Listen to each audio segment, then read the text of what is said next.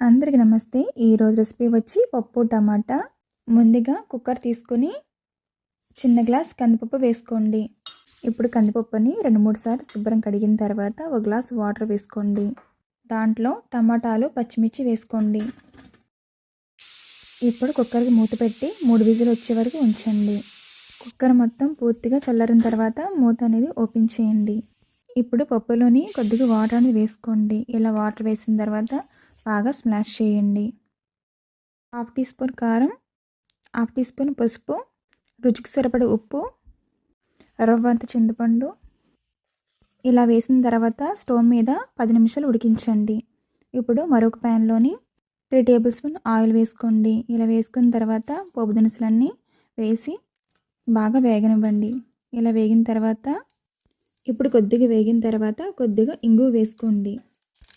ఎల్లుల్లిపాయ బాగా వేగిన తర్వాత మనం ఉడకబెట్టుకున్న పప్పు వేసుకోండి. ఇలా వేసిన తర్వాత ఒక 10 నిమిషాలు ఉడికించండి. మీకు ఈ రెసిపీ నచ్చినట్లయితే తప్పకుండా లైక్ చేయండి. మీ బ్యాచులర్ ఫ్రెండ్స్కి తప్పకుండా షేర్ చేయండి.